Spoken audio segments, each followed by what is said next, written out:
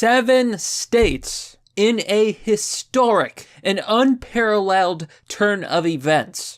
7 states have had their GOP electors cast votes for Donald J. Trump to be president of the United States. Now, at the same time, Democrats have also cast their electors to cast votes for Joe Biden. We have dueling electors in not just 2, in not just 3, but 7 states. Hello everyone, this is Mr. Obvious, and today on the internet, I have a bunch of things to tell you.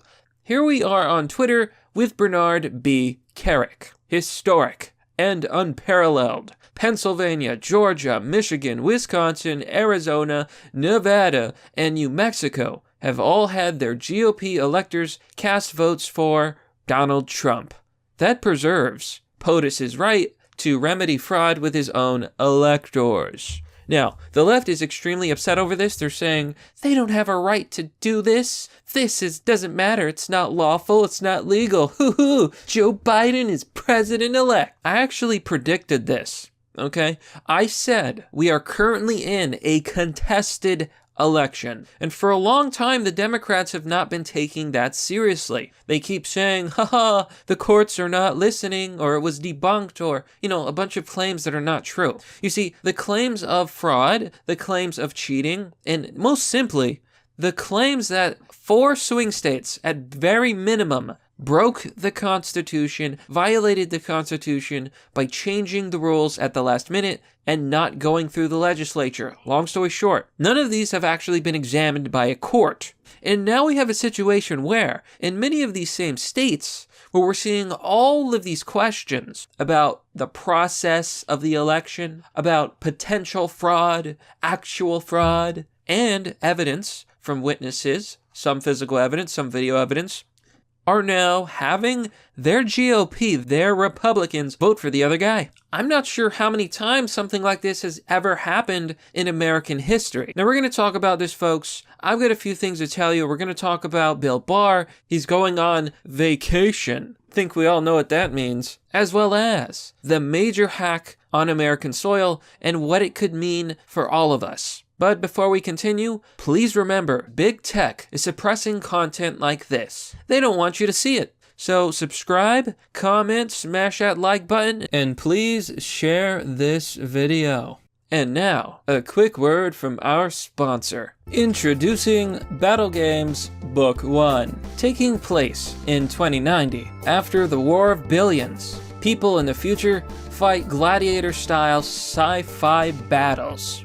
The battle games are a professional sport. The weapons are designed to stun, not kill. The story focuses on the drama between the teams and their path to victory. If you're interested in science fiction, it's got it all, folks. Check out this book today by clicking on the link down below. And we're back. So, let's jump right into this, folks. Here in the Gateway Pundit, exclusive, 6 swing states, Pennsylvania, Georgia, Michigan, Wisconsin, Arizona, and Nevada and New Mexico pick slate of electoral delegates for President Trump and Joe Biden. Here's what it means. They say Georgia and Pennsylvania were the first states to select a slate for President Trump and Joe Biden. Now, many of you may have seen the viral video where in Michigan, GOP members went to the Capitol building in order to cast their votes for GOP electors. A police officer blocked them. He was wearing a mask. He was like, sir, no. Don't you understand? The Democrats are going to cast their electors to pick the president of the United States so that they can abolish us. Imagine being a police officer in the current year protecting the Democrats. Dare I do it?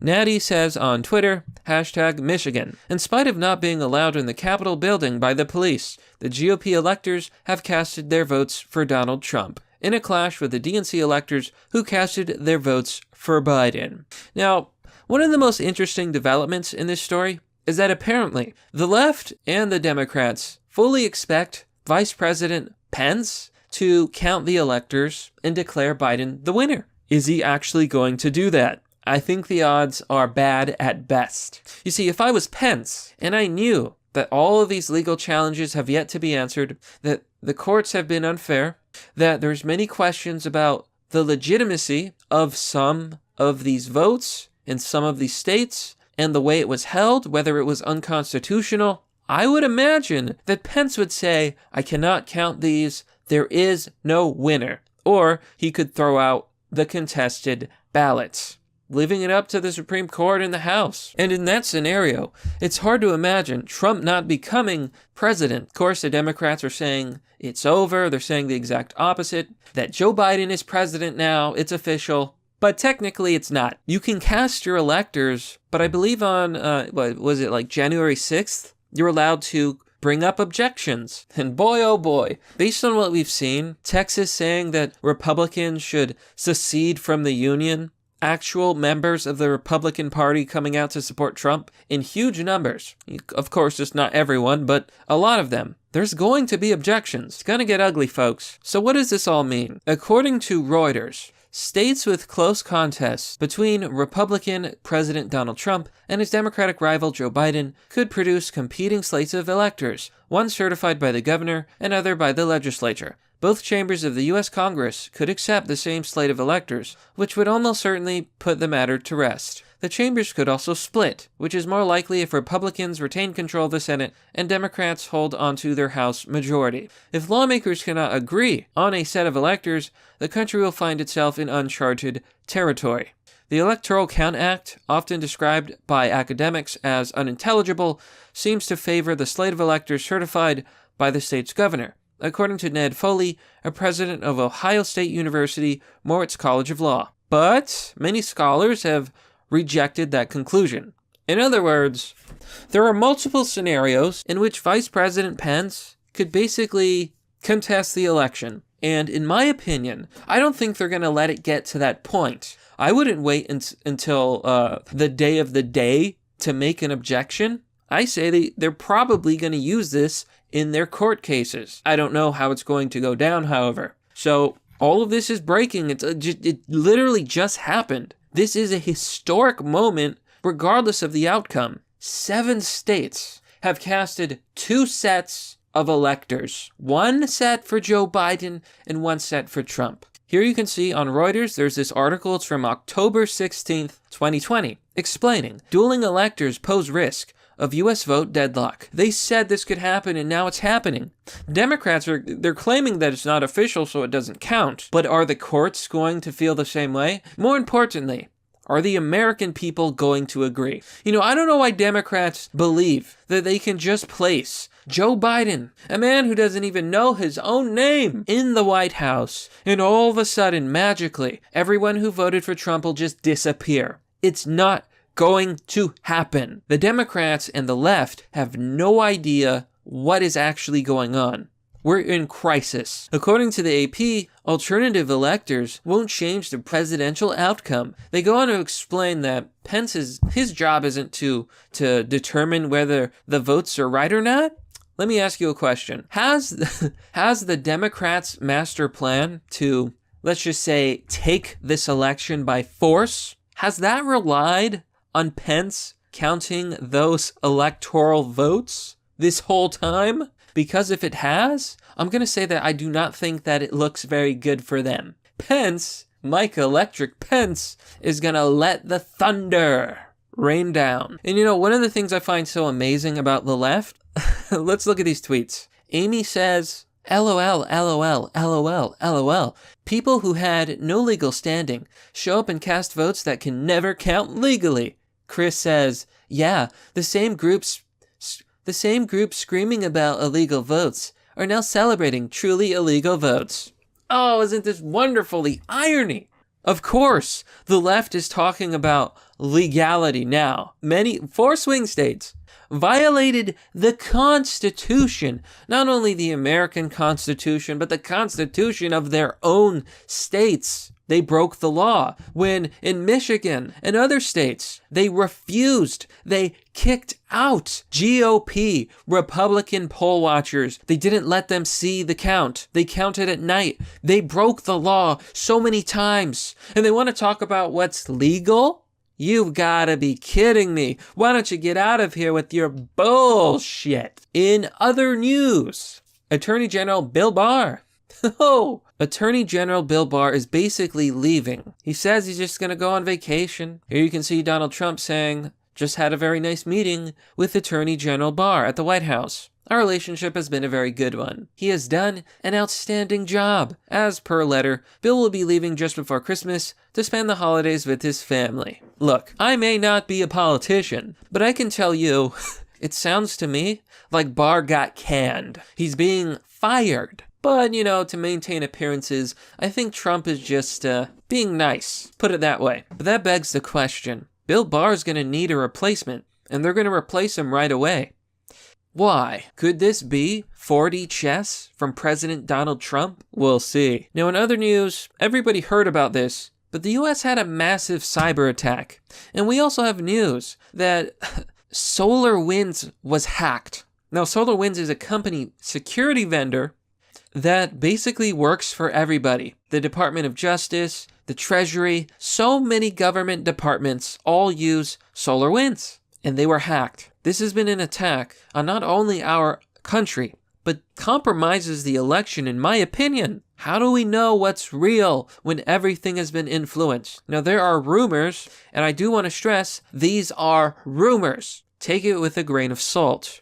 But Hannity had a guest on his radio show, and according to his guest, the FBI, Texas Rangers, and U.S. Marshals are all at the SolarWinds HQ in Austin, Texas, looking at their system. Now, I just want to leave off this video with a few key points. We're having a lot of developments lately, but it feels like the media is silent. Isn't that weird? Like, when you turn on the news, they're not talking about this stuff. They're not talking about, for example, the judge that released a study, a forensic audit in Michigan that was done on the voting machines and the vote.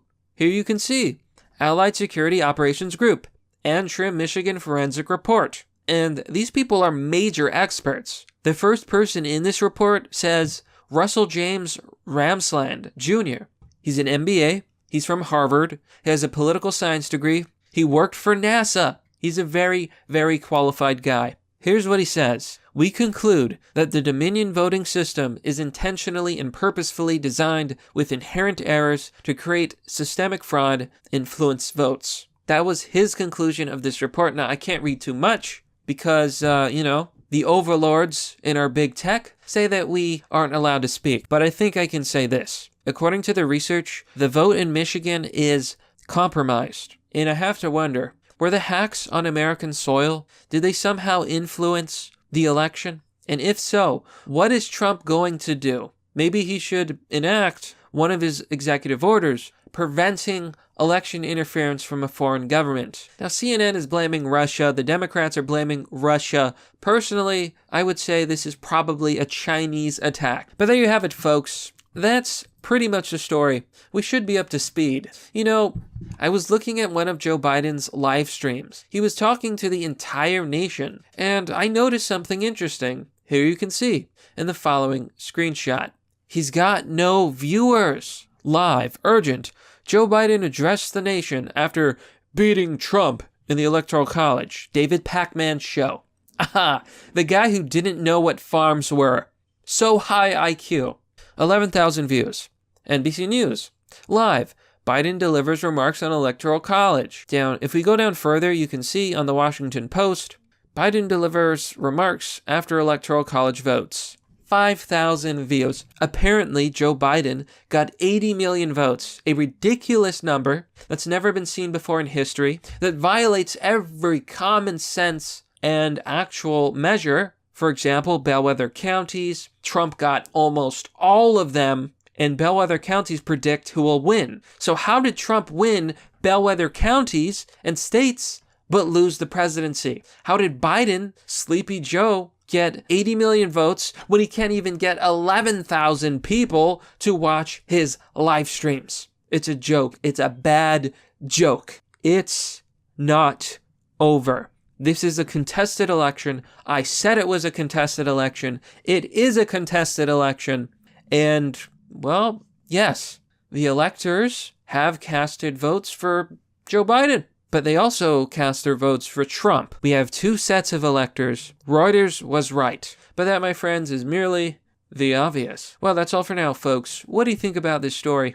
Let me know down below in the comment section. As always, if you want to support the channel, you can join me on Patreon or Subscribestar. I'm funded by viewers like you. Joining will give you access to a private Discord server. It's a lot of fun. Honestly, it's kind of a pain to manage, but it's something I do for my supporters. You can also support the channel by donating. I have a donation page. You can send me crypto. Links and addresses are down below. I want to thank everyone for their support, especially lately. It's been a difficult time of year. It's a difficult time in general. And I'm going to keep doing this. I'm going to keep pushing, and I'm going to keep trying to simply tell people the truth. Anyhow, thanks for watching.